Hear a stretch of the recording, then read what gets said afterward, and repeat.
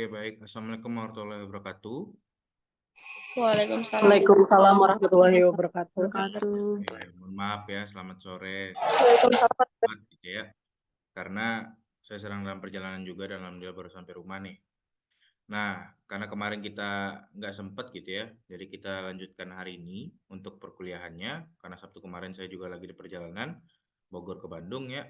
Jadi sekarang kita lanjutkan untuk kelompok yang presentasi silakan raise hand ya. Kita lanjutkan untuk kita bahas materi pada hari ini. Gitu. Demi mempersingkat ya, supaya kita cepat mencari takjil ya. Jadi silakan rekan-rekan untuk dimulai gitu ya.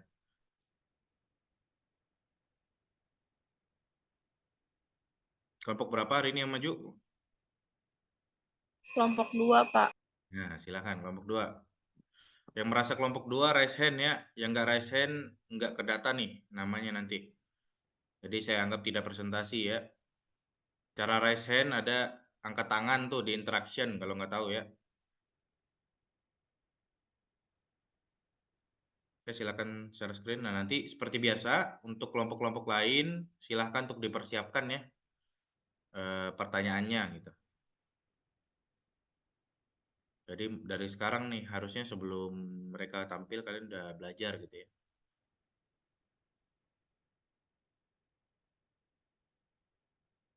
Oke, dari di kelompok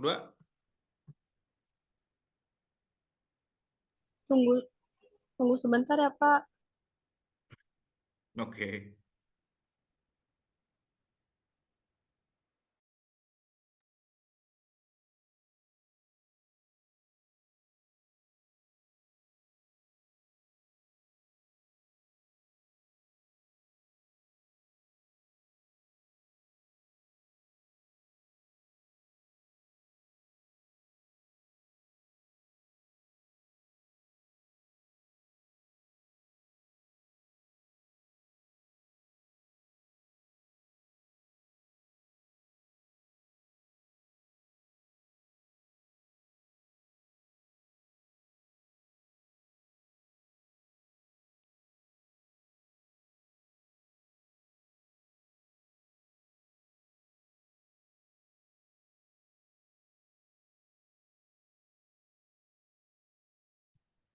Oke, kelompok 2 akan membahas batasan teknologi informasi umum dengan layanan keperawatan ya.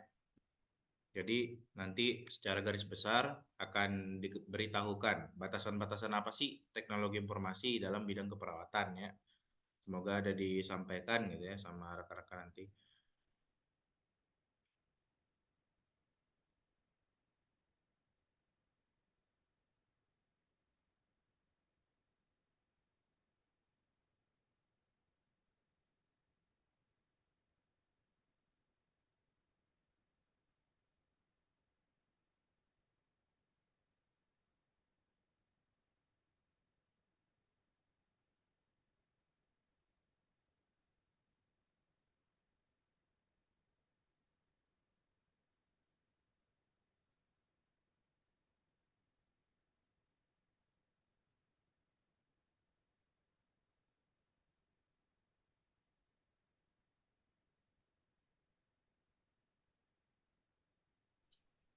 Baik, sebelumnya terima kasih untuk Bapak dan teman-teman. Di sini saya perwakilan kelompok 2 ingin mempresentasikan batasan teknologi informasi umum dengan layanan keperawatan. Sebelumnya saya perkenalkan nama-nama kelompok saya, yaitu yang pertama ada Abdullah, ada Amelia, saya sendiri Rama Fitria Zahra, terus ada Asia Bella, Arlita, terus ada Tiara, dan ada Zahwa. Nah, lanjut, di sini saya ingin mengasih tahu apa itu batasan teknologi informasi umum dalam pelayanan keperawatan. Jadi, batasan teknologi informasi umum dalam pelayanan keperawatan adalah batasan atau kendala yang muncul ketika teknologi informasi digunakan dalam konteks layanan keperawatan. Teknologi informasi dapat mencakup batasan alat dan sistem yang digunakan untuk mengumpulkan, menyimpan, mengelola, dan menstimisikan informasi dalam konteks pelayanan kesehatan. Sedangkan teknologi informasi dalam layanan keperawatan merujuk pada penggunaan perangkat lunak, perangkat keras, dan sistem informasi untuk mendukung penyediaan layanan keperawatan dalam memberikan perawatan yang efisien, aman, dan berkualitas kepada pasien. Selanjutnya, teman saya akan melanjutkan.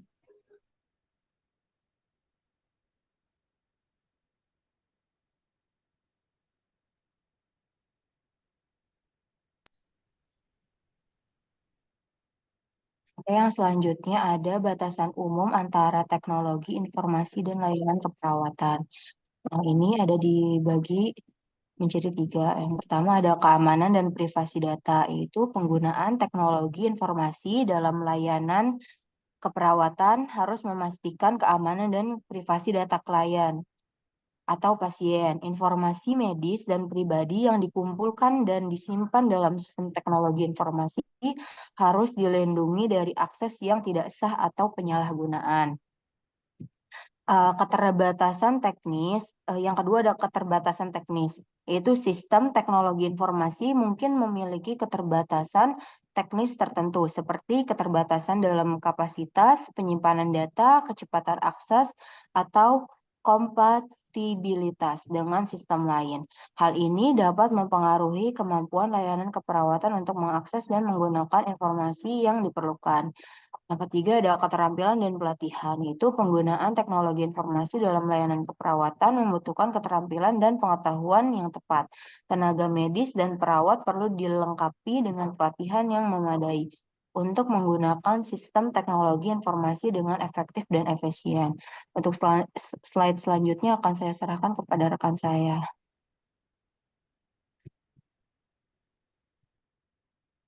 Di sini saya akan melanjutkan batasan umum antara teknologi informasi dan layanan keperawatan. Keempat, itu ada ketergantungan pada teknologi. Meskipun teknologi informasi dapat memberikan manfaat yang signifikan dalam layanan keperawatan, terlalu bergantung pada teknologi juga memiliki resiko. Kegagalan sistem, gangguan jaringan, atau masalah teknis lainnya dapat mengganggu atau bahkan menghentikan pelayanan keperawatan. Lalu yang kelima, etika dan etika.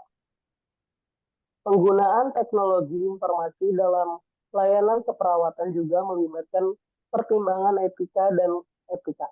Misalnya, bagaimana informasi pasien diakses, digunakan, dan dibagikan. Harus mematuhi aturan privasi dan etika yang berlaku. Selanjutnya dibalas oleh teman saya, rekan saya.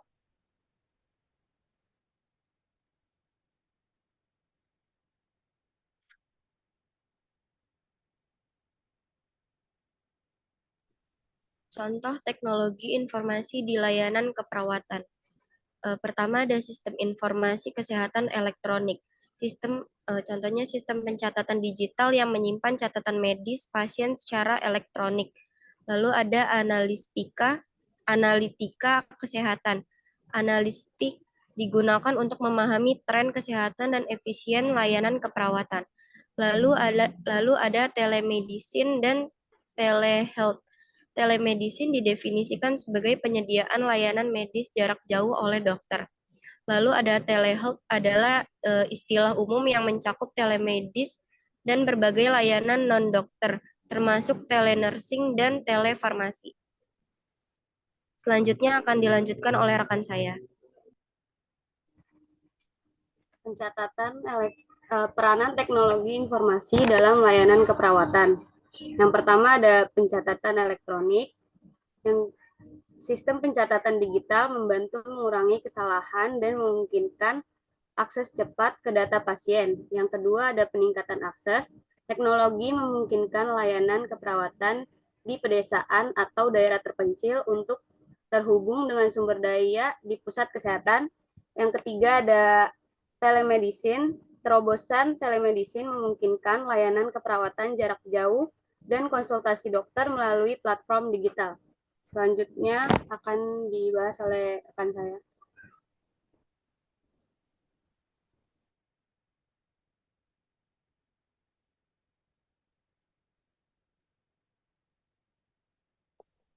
Tantangan dalam mengimplementasikan teknologi informasi di layanan informasi. ketidakmampuan integrasi sistem, penghubungan data dari berbagai sistem teknologi informasi yang sulit dan rumit, ketidakpastian biaya pengadaan, pemeliharaan, dan pelatihan staf menjadi hambatan utama dalam mengadopsi teknologi informasi. Perubahan budaya. Diperlukan perubahan budaya agar tenaga medis menerima dan mengadaptasi teknologi informasi dengan baik. Selanjutnya akan dibaca oleh rekan saya kembali. Selanjutnya ada keuntungan penggunaan teknologi informasi di layanan keperawatan. Yang pertama ada menghemat biaya dari penggunaan kertas untuk percatatan.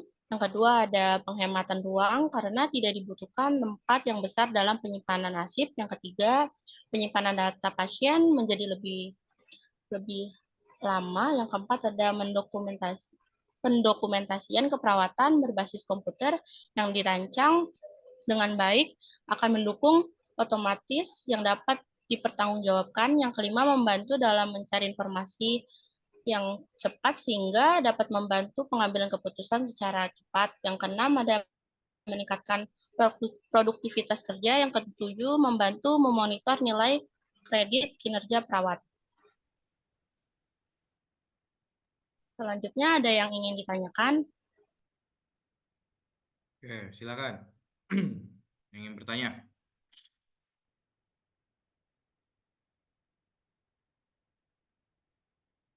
Kenita ya. Mananya Kenita? Sebelumnya, terima kasih kepada kelompok 2 yang sudah mempresentasikan materinya dengan baik. Saya, Kainita Sari, perwakilan dari kelompok 4, ingin bertanya, bagaimana tingkat aksesibilitas dan kesenjangan digital dapat mempengaruhi penerapan teknologi informasi dalam layanan keperawatan? Apakah sudah jelas kelompok 2? Sudah jelas, Kenita. Terima kasih.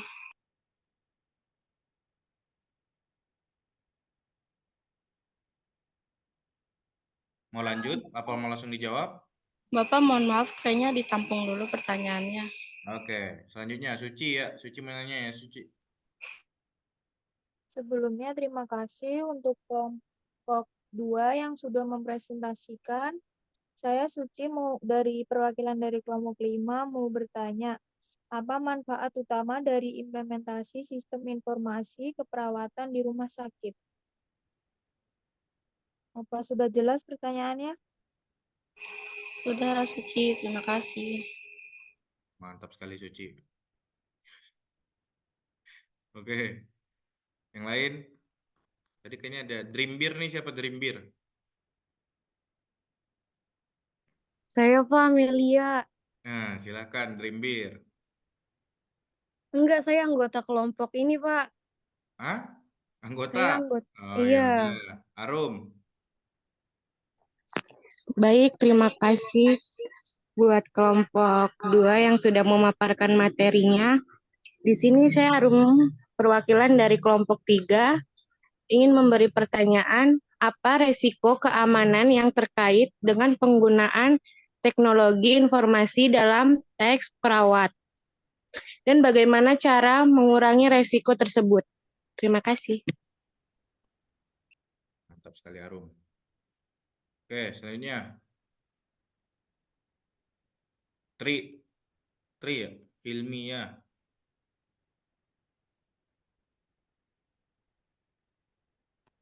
Baik, terima kasih untuk kelompok 2 yang sudah memaparkan materi. Saya Tri Hilmiah Mahardini, perwakilan dari kelompok 6, izin bertanya. Apa saja aspek privasi dan keamanan data yang perlu diperhatikan dalam penggunaan teknologi informasi dalam layanan keperawatan? Keren. Oke, selanjutnya Stikes.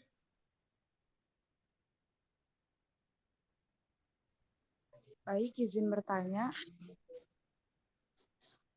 Sebelumnya terima kasih. Iya Pak. Sebelumnya terima kasih untuk kelompok 2 sudah memaparkan materinya. Saya izin bertanya, apa saja batasan teknologi informasi dalam mendukung komunikasi antar tenaga medis dan pasien dalam konteks layanan keperawatan. Apa sudah jelas untuk kelompok 2 pertanyaannya? Jelas, Aisyah. Terima kasih. Asia dari kelompok berapa, Asia? Saya dari kelompok 1, Pak. Oke, sudah lengkap semua ya. 1, 2, 3, 4, 5, 6. Jadi silakan dicari jawabannya. Silakan.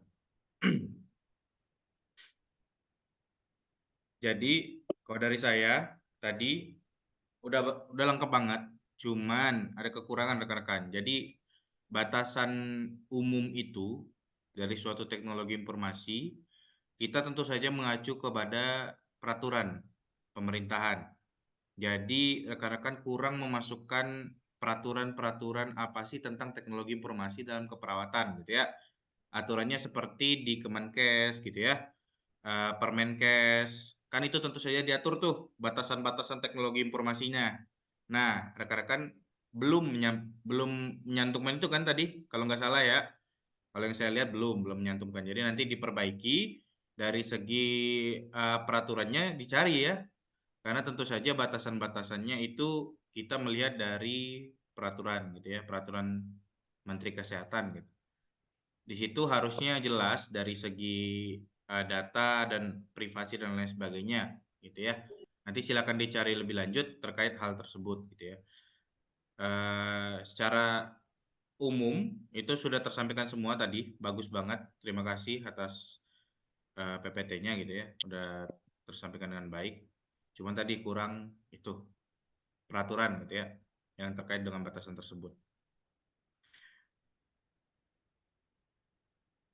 Oke, bisa dipahami kelompok 2? Bisa, Pak. Oke, mantap gitu. Abdullah, mana Abdullah nih? Kelompok aman Abdullah? Ya, aman, Pak. Terima kasih, Pak.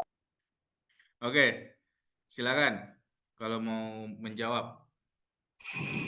Sebelumnya terima kasih buat Kak Enita, kelompok 4 izin menjawab. Tadi kan pertanyaannya bagaimana tingkat aksesibilitas dan kesenjangan digital dapat mempengaruhi penerapan teknologi informasi dalam pelayanan perawatan. Jadi ada beberapa cara dalam tingkat aksesibilitas dan kesenjangan digital dapat mempengaruhi penerapan teknologi informasi dalam pelayanan keperawatan. Yang pertama itu ada aksesibilitas fisik, yang kedua ada keterampilan teknologi, yang ketiga ada akses internet, yang keempat ada kesadaran dan pendidikan, yang keempat kesenjangan sosial, yang kelima kesenjangan sosial dan ekonomi. Penting bagi penyediaan pelayanan kesehatan dan pemerintah untuk memperhatikan kesenjangan digital dan mencari solusi untuk membatasi hambatan aksesibilitas. Upaya yang dapat dilakukan untuk meningkatkan infrastruktur internet, menyediakan pelatihan teknologi bagi individu dan pembentukan dan mengedukasi masyarakat tentang manfaat penggunaan teknologi informasi. Sudah dimengerti, Kak Nita? Sudah, terima kasih. Apa ini mengerti Kak Nita? Tadi kan ada beberapa cara untuk yang mempengaruhi penerapan teknologi informasi itu. Yang pertama itu ada aksesibilitas fisik, terus ada keterampilan teknologi, akses internet, kesadaran dan pendidikan, dan yang terakhir itu ada kesenjangan sosial dan ekonomi. Oh, mantap sekali Kak Nita. Masih puasa Kak Nita? Pasti Pak, alhamdulillah. Oke, bagus ya. Oke, untuk kelompok 2 nanti pertanyaan dan jawaban itu dimasukin sebagai materi ya di PPT kalian ya, ditambahin gitu ya. Jadi bentuknya bukan pertanyaan dan jawaban ya, tapi ya teori gitu. Jadi jawaban kalian itu teorinya gitu ya. Jadi dimasukkan ya di PPT kalian gitu. Oke. Bisa dipahami? Bisa, Pak. Oke. Jadi betul banget. Jadi aksesibilitas itu memang terkendala ya kalau untuk penerapan teknologi informasi gitu ya. Apalagi pemahaman digital itu tidak merata rekan-rekan. Jadi itu sebenarnya tugas dari puskesmas masing-masing nih untuk selalu memberikan inilah ya edukasi dan lain sebagainya gitu ya. Dan juga kita mau nggak mau memang harus berubah digital gitu ya. Secara tidak langsung terpaksa gitu.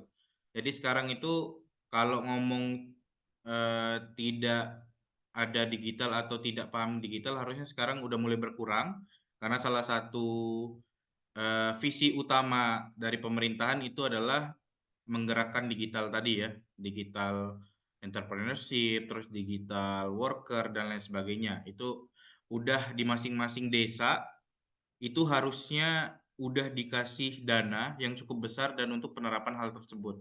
Nah, nanti rekan-rekan itu bisa nih ke desa-desa untuk memberikan pemahaman-pemahaman dan mereka desa itu, kepala desa itu sudah memiliki duit untuk hal-hal tersebut gitu ya.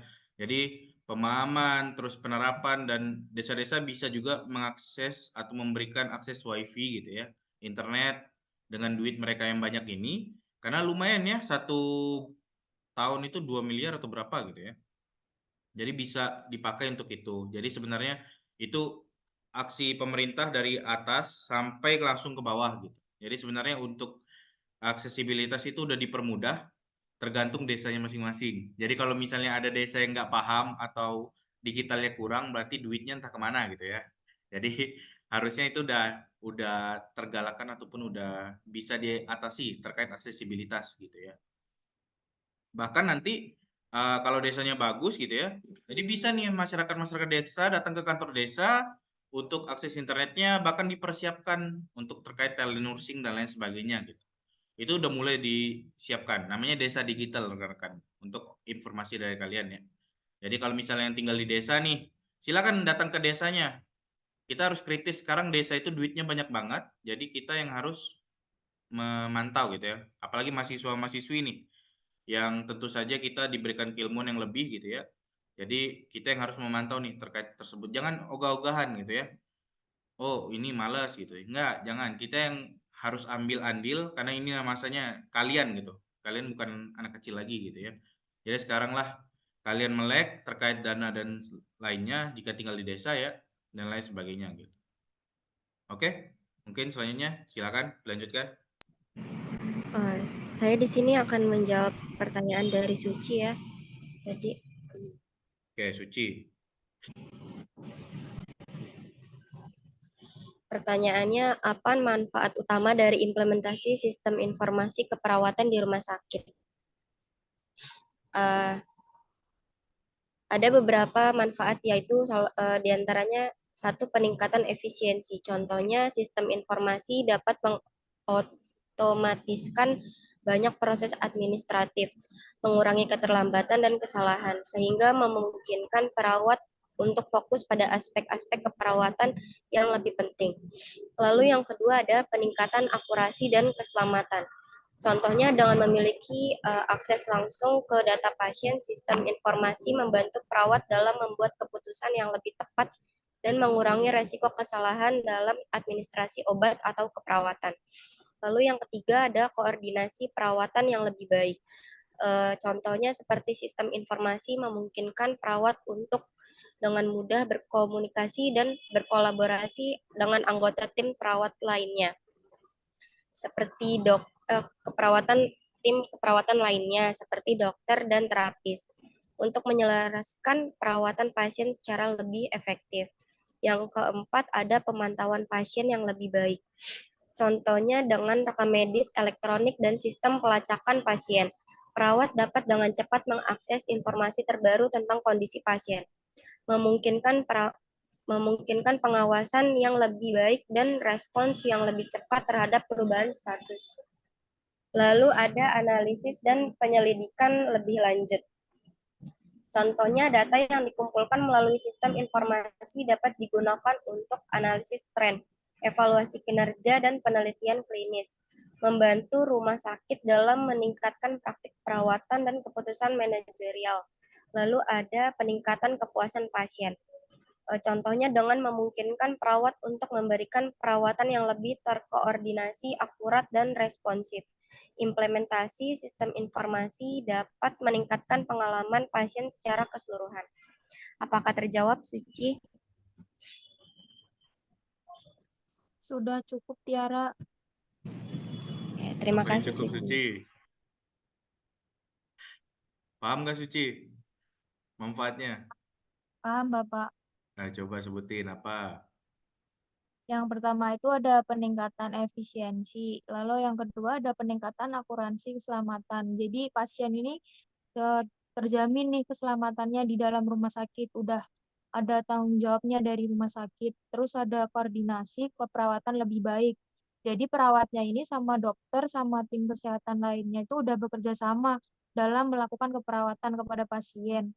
Selanjutnya ada pemantauan pasien, kayak alat yang buat mantau pasien agar lebih kayak tahu keadaannya tuh lebih aman atau enggak begitu. Terus selanjutnya ada peningkatan kepuasan pasien. Oke, Pasiennya itu merasa puas dengan pelayanan rumah sakit, pelayanan keperawatannya, sama pelayanan tenaga kesehatan lainnya. oke, sudah paham ya terkait manfaat tersebut. Kurang satu lagi rekan-rekan. Itu terkait dengan pasien ya. Gimana terkait dengan pengelolaan rumah sakit? Nah, teknologi informasi membantu itu juga, rekan-rekan. Jadi, ini sebenarnya tergantung dengan siapa pemegangnya, pemegang atau super user atau admin paling gedenya gitu ya. Pemegang utama dari sistem informasi tersebut gitu ya. Jadi misalnya pengelolaan alat kesehatan gitu ya. Terus pengelolaan keuangan di rumah sakit itu tentu saja itu membantu gitu. Dan itu mengurangi untuk dalam niat korupsi gitu ya. Karena semuanya terdata nih, susah. Nah, itu tentu saja itu mengurangi tapi tidak membuat tidak ada gitu ya. Itu yang tadi saya bilang, tergantung siapa megangnya. Tapi kalau ini benar dipegang dengan orang yang benar, harusnya korupsi dan lain hal sebagainya itu sudah tidak ada gitu ya. Karena semuanya tercatat, semuanya tidak ada di belakang di bawah meja gitu ya. Semuanya tercatat di sistem informasi tersebut. Nah, itu salah satu manfaat lainnya, yaitu untuk dalam pengelolaan rumah sakit itu membantu nih. Karena seperti yang kita ketahui, duit rumah sakit itu banyak banget.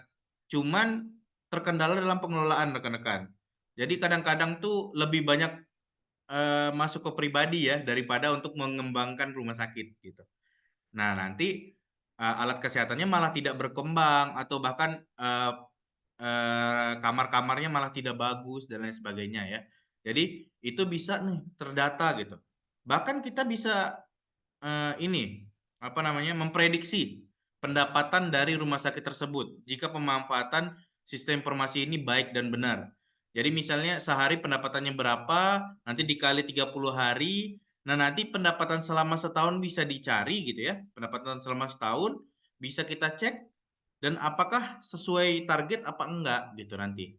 Nah, jikapun sesuai, nanti bisalah nanti dibagi-bagi untuk pengelolaan terus lain sebagainya untuk menggaji karyawan dan lain sebagainya. Nah, nanti terkadang nih manajemen kalau misalnya kurang pemahaman untuk berubah itu susah rekan-rekan, berubah budayanya. Karena mereka akan males nih, ribet gitu ya dan lain sebagainya. Tapi tentu saja teknologi informasi itu membantu dalam hal human error. Itu paling utama, efisiensi dan efektivitas gitu ya. Human error paling utama tuh human error. Jadi mengurangi human error karena kan kita banyak pikiran ya di kantor kerja, belum lagi di rumah dan lain sebagainya gitu ya. Nah, itu mengurangi human error tadi, mengurangi beban kita gitu ya. Manfaat lainnya dari penerapan itu di rumah sakit gitu. Oke, bisa dipahami ya? Oke, oke selanjutnya silakan dijawab.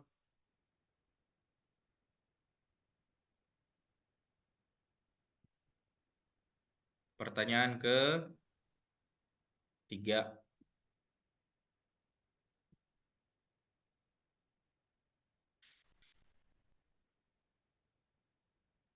Silakan yang belum ngomong, yang menjawab. Di sini saya ingin menjawab pertanyaan dari Arum. Pertanyaannya itu kan apa resiko keamanan yang terkait dengan penggunaan teknologi informasi dalam konteks perawatan dan bagaimana cara mengurangi resiko tersebut. Jadi, resiko keamanan terkait keperawatan itu ada pelanggaran privasi pasien.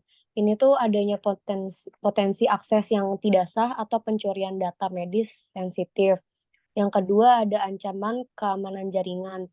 Ini tuh berpotensi serangan cyber seperti malware, ransomware, atau serangan DDoS yang dapat mengganggu sistem dan menyebabkan kebocoran data. Yang ketiga, ada kesalahan identifikasi. Ini resiko terjadinya kesalahan dalam identifikasi pasien atau pencatatan informasi medis yang dapat mengarah pada diagnosis atau pengobatan yang tidak tepat.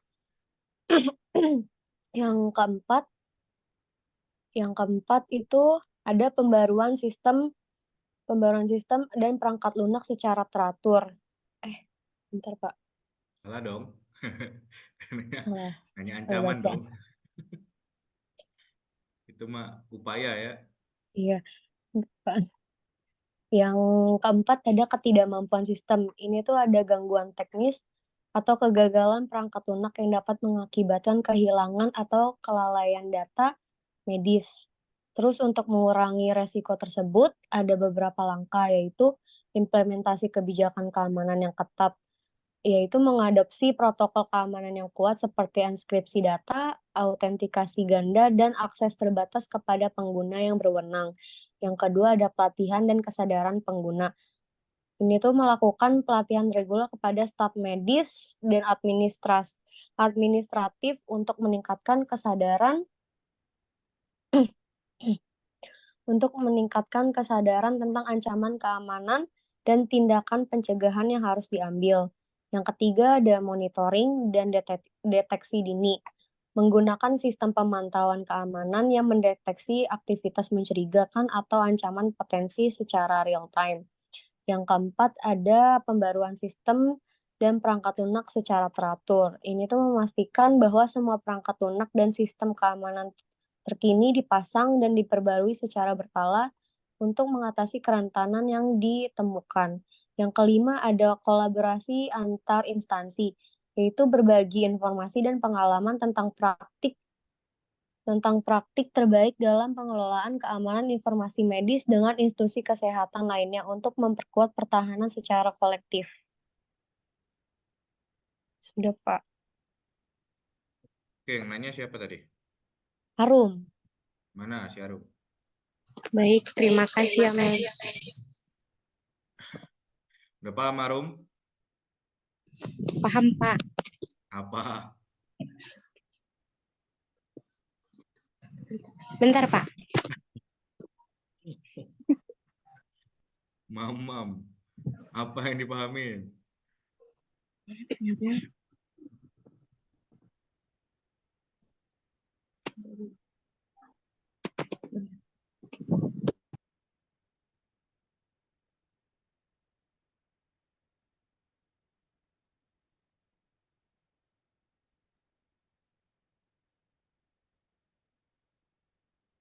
Jadi itu ya rekan-rekan ya, resiko dari keamanan gitu ya.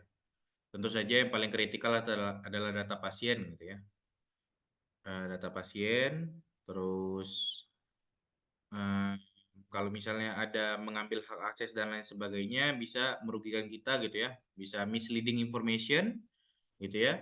Bisa misalnya sistem informasi kita di deface. Deface itu artinya yang biasanya kalian temuin sekarang, yang KPU terus tiba-tiba ada webnya KPU tapi isinya ya aneh-aneh gitu ya. Nah itu defacement. Nah kalau kita di deface juga citra dari rumah sakit kita itu bakalan turun rekan-rekan gitu ya. Jadi pasien-pasien ini bakalan malas ke tempat kita karena ngerasa kita tuh udah nggak aman gitu ya. Nah itu salah satu dampak negatifnya dari segi teknologi informasi gitu. Pencegahannya tadi selalu update software, selalu dipantau gitu ya. Ada unit TIK sendiri gitu. Unit TIK sendiri yang untuk memantau dan memperbarui aplikasi tersebut gitu ya. Harus selalu di maintenance. Kalau tidak di maintenance bakalan ada kekurangan gitu ya. Bakalan selalu ada orang yang nyerang dan kita tidak tahu nih kalau tidak kita monitor gitu. Begitu aja sih. Dan tentu saja dan lain sebagainya tadi udah dijelasin sama si Dreambir ya. Sudah dijelasin terkait dengan edukasi dan lain sebagainya itu penting juga rekan-rekan. Begitu. Ada lagi? Udah paham ya? Oke, silakan dilanjut pertanyaan selanjutnya. Oke, di sini saya izin menjawab pertanyaan dari Asia kelompok 1. Pertanyaannya, apa saja batasan teknologi informasi dalam mendukung komunikasi antara tenaga medis dan pasien dalam konteks layanan keperawatan? Walaupun teknologi informasi ini udah canggih banget, pasti ada aja batasan-batasan yang menghambat gitu ya. Nah, yang pertama itu ada keamanan dan privasi. Nah, walaupun kita udah pakai teknologi informasi, keamanan privasi klien ini butuh dijaga keamanannya dan juga data-datanya dalam penggunaan teknologi informasi ini. Dan juga perlu adanya sistem yang memadai untuk melindungi informasi medis yang sensitif dari akses yang tidak sah. Lalu yang selanjutnya ada aksesibilitas dan keterbatasan akses. Tidak semua pasien memiliki akses yang sama terhadap teknologi informasi, seperti akses internet atau perangkat yang diperlukan untuk berkomunikasi secara elektronik. Ini dapat membatasi efektivitas komunikasi melalui platform digital. Lalu yang selanjutnya ada keterbatasan interaksi manusia. Jadi ada batasan lain yaitu komunikasinya kurang di antara pasien dan juga perawat. Lalu ada keterbatasan teknologi. Jadi beberapa teknologi informasi mungkin tidak mampu mendukung jenis komunikasi yang diperlukan dalam layanan keperawatan, seperti pembicaraan video untuk pemeriksaan medis yang lebih mendalam ataupun mendiagnosis pasien. Lalu ketergantungan pada keterampilan teknologi. Komunikasi melalui teknologi informasi memerlukan keterampilan teknologi yang memadai dari kedua belah pihak, baik tenaga medis maupun pasien. Keterbatasan ini dapat menjadi hambatan bagi beberapa individu. Lalu ada ketergantungan pada jaringan dan infrastruktur. Ketidakstabilan jaringan internet itu pun menghambat ya di teknologi informasi ini. Lalu keterbatasan waktu, interaksi melalui teknologi informasi mungkin tidak selalu tersedia secara real time, terutama jika ada perbedaan zona waktu seperti kayak WIB dengan WIT dan juga WITA. Lalu kepatuhan regulasi. Penggunaan teknologi informasi dalam komunikasi antara tenaga medis dan pasien harus mematuhi regulasi privasi dan keamanan data yang berlaku, yang dapat membatasi jenis teknologi yang dapat digunakan atau memerlukan langkah-langkah tambahan untuk keamanan data. Mungkin segitu aja. Apakah bisa dipahami oleh kelompok 1? Siapa tadi yang nanya? Terima kasih dapat dipahami. Oh, Asia ya. Oke. Sudah semua itu?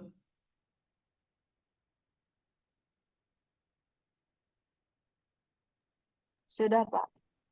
Sudah semua ya. Oke, berikutlah batasan-batasan dalam teknologi informasi ya rekan-rekan ya.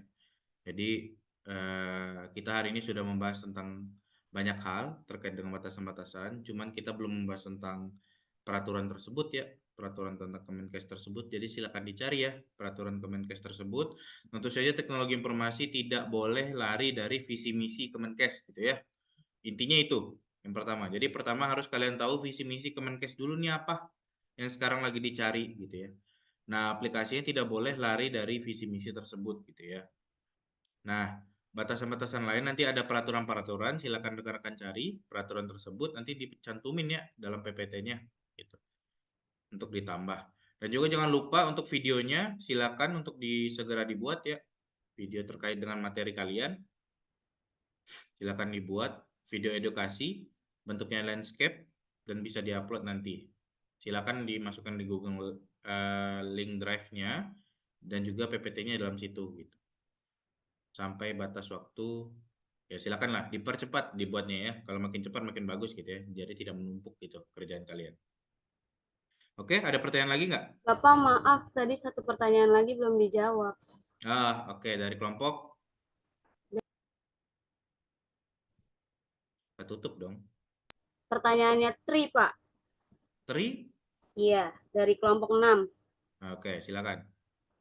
Pertanyaannya itu, apa saja aspek privasi dan keamanan data yang perlu diperhatikan dalam penggunaan teknologi informasi dalam layanan keperawatan? Jawabannya,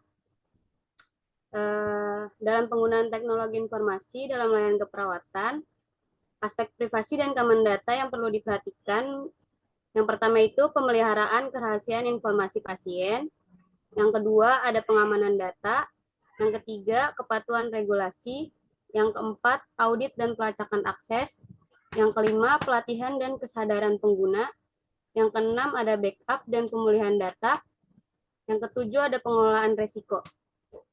Gimana, Tri? Si Tri-nya masih ada nggak? Baik, terima kasih Arlita sudah cukup. Jangan diam-diam atau Tri kalau pertanyaan belum dijawab. Lemot, Pak.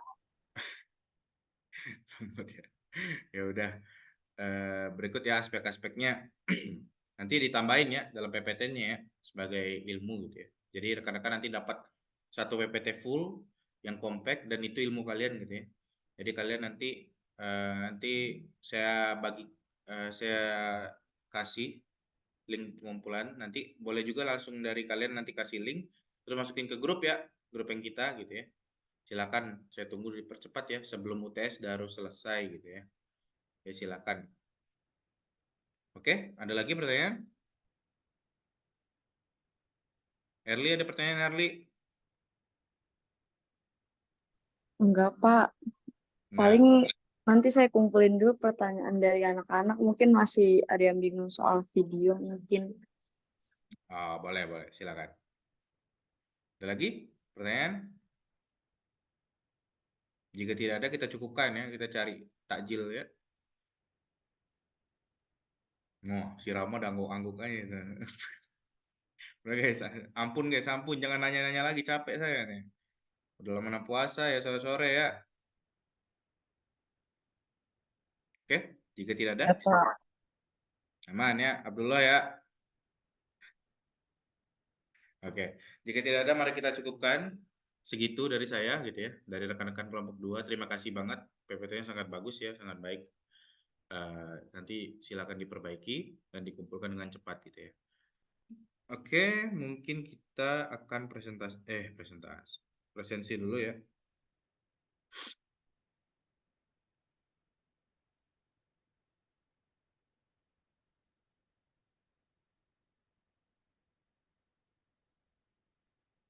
Oke, silakan di kolom chat, silakan presensi.